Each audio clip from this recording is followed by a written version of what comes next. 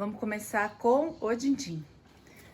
Peraí, senta, esquerda, direita, esquerda, direita, esquerda, direita, esquerda. Esse cara sabe absolutamente tudo. E a performance dessa Miss, vamos ver. Direita e esquerda. Não.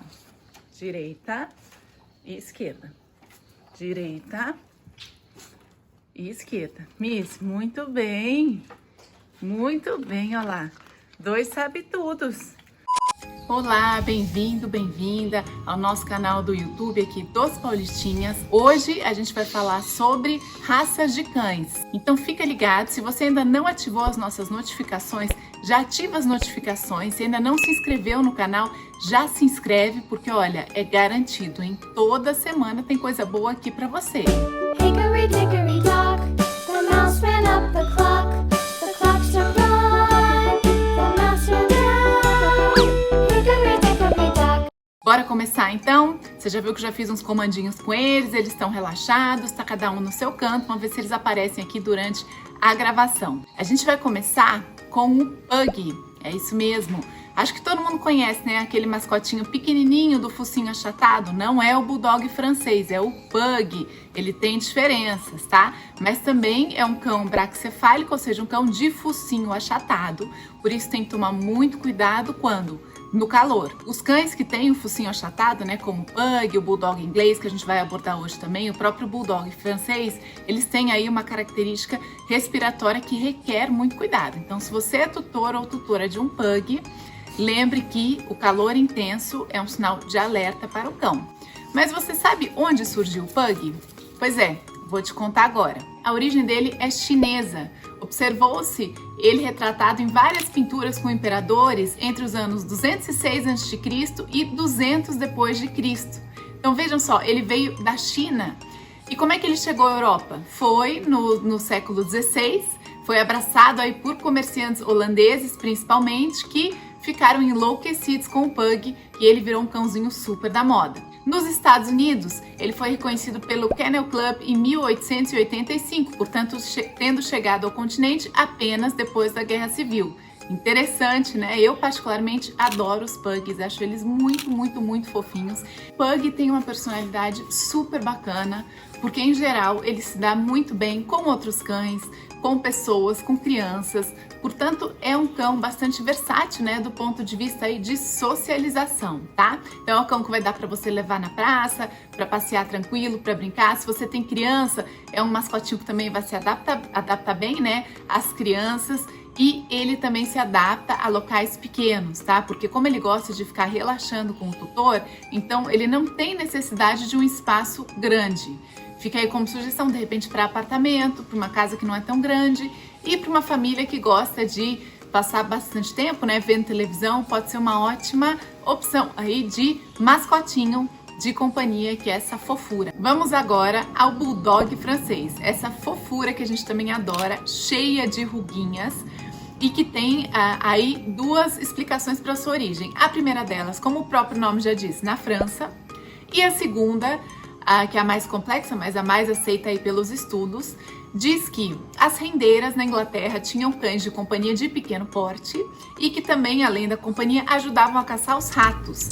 Quando chegou a Revolução Industrial, essas rendeiras, para fugir do desemprego, foram para a França e levaram quem? Os seus mascotes de companhia, totalmente aceitos pelos franceses, e daí o nome Bulldog francês. E a personalidade dessa fofura, como é que é? O Bulldog francês costuma ser super sociável, se adapta bem em ambientes pequenos, é um cão que não carece de muito espaço, né? Ele é tranquilo, gosta de dormir, mas é importante, como ele gosta de comer, é um cão troncudinho, musculoso, assim como o Pug, ele também precisa de uma rotina de passeios para que ele mantenha, né, o peso dele em forma. Em geral, ele pesa aí por volta de uns 14,5 kg.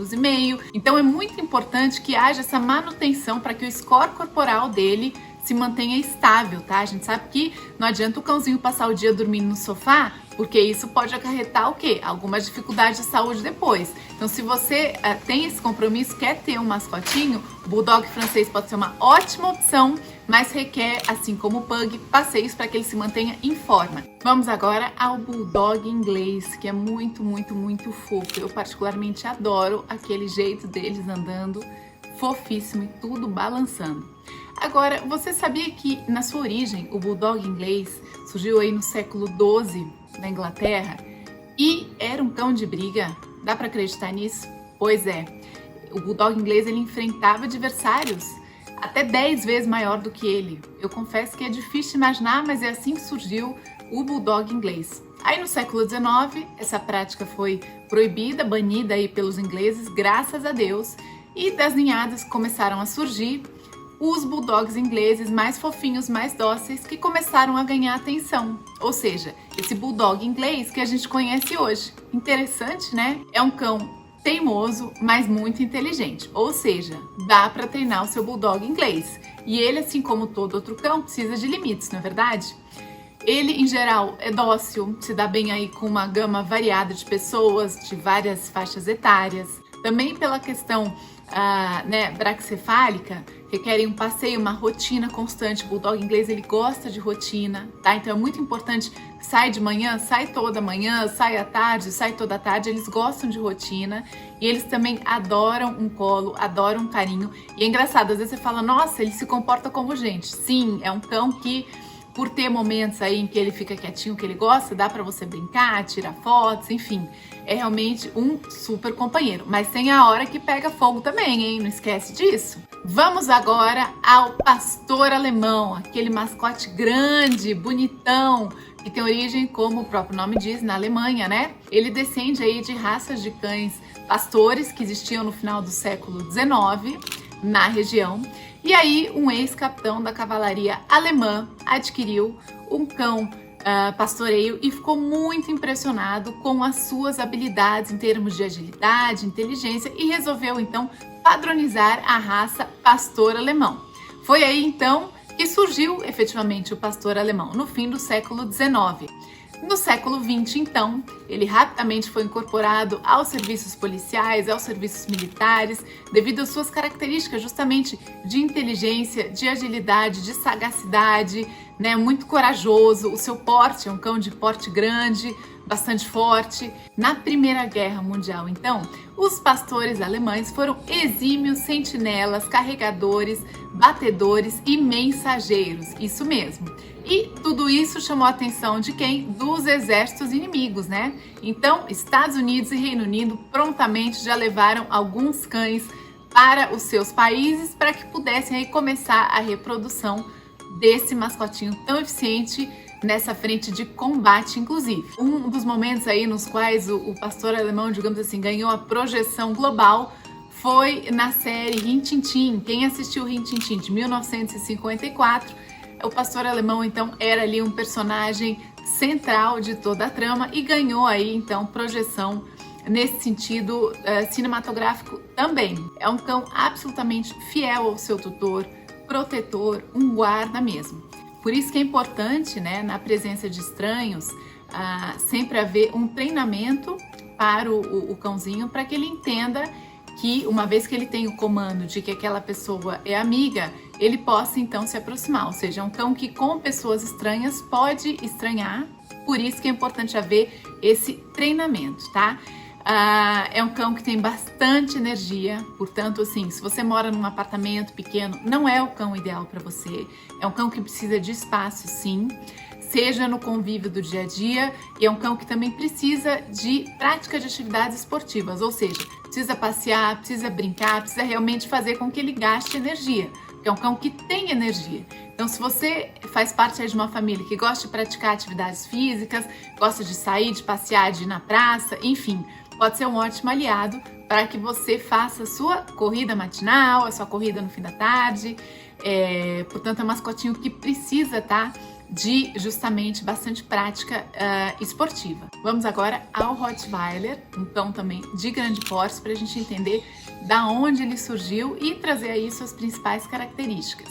Bom, existem várias teorias, mas a mais aceita delas tem a ver com uma origem absolutamente alemã, na cidade de Rottweil, no século I depois de Cristo, quando as tropas romanas faziam suas expedições e chegaram então ali com um cão chamado Mastim do Tibete. E é justamente do Mastim do Tibete que descende o Rottweiler, e o nome Rottweiler tem a ver com Rottweil, que é o nome dessa cidade na qual houve esse primeiro contato das tropas romanas com o seu Mastim do Tibete e os alemães. Agora vamos entender como é que isso se desenvolveu. O Rottweiler, então, era usado como cão de boiadeiro, cão de tração, porque Rottweil era uma cidade conhecida pelo comércio de gados ali em meados do século XVII. Ocorre que esse comércio, no século XIX, ele foi extinto. Então, quase que o Rottweiler foi extinto junto, acredita? Mas nessa mesma época surgiram as rodovias. E aí os policiais alemães identificaram essas características peculiares do Rottweiler em termos de determinação, de coragem, né, de sagacidade, justamente de valentia, e levaram os Rottweilers para o exército, para o serviço policial. Dessa forma, então, eles começaram digamos assim, ter, né, mais presença novamente. Chegaram aos Estados Unidos na década de 30 e aqui ao Brasil chegaram na década de 70 apenas. É isso mesmo. E atualmente o estado aqui de São Paulo é o principal criador da raça Rottweiler, tá? Falando um pouquinho da característica desse mascote que tão valente é. É um cão justamente que tem ali na genética muito a questão da guarda, ele é super fiel ao seu tutor, ou seja, bastante obediente. E o que é interessante você observar quando você tem um Rottweiler ou está pretendendo ter? É um cão de grande porte, assim como o pastor alemão que a gente falou aqui, portanto é um cão que para apartamento, por exemplo, não é muito indicado, ele precisa de espaço, né, para conviver, justamente para ter ali uma liberdade no seu dia a dia. É um cão bastante robusto em termos de saúde também. Então lembrando que é importante ter espaço, é um cão que tem energia, portanto se você tem um estilo de vida, gosta de correr, gosta de se exercitar, pode ser um ótimo aliado para você. Não é um cão sedentário, precisa lembrar disso. Então fica aí como mais esse conhecimento pra gente. Lembrando que semana que vem a gente também vai falar sobre outras raças de cães, porque a gente quis trazer isso aqui uma vez que vocês gostaram bastante do nosso episódio, né? Sobre o Fox Paulistinha, o Terrier brasileiro. A gente falou, putz, vamos trazer aqui curiosidades sobre outras raças também. Então semana que vem não vamos falar quais são as raças, vai ficar surpresa, mas esteja aqui com a gente para que você confira aí outras curiosidades sobre outras raças, tá? Caso você não tenha se inscrito no canal ainda, se inscreve agora, já ativa as notificações, lembra de seguir a gente no Instagram e no TikTok também, porque o que a gente traz para vocês é conteúdo, é isso que a gente quer trazer, conteúdo, dividir conteúdo com cada um que está aí nos assistindo, nos acompanhando, e tendo qualquer dúvida, por favor, pergunte, hein? Não tenha vergonha, tá? Então a gente se vê na semana que vem, na próxima quarta-feira, às 19 horas, aqui no YouTube. Valeu, tchau, tchau!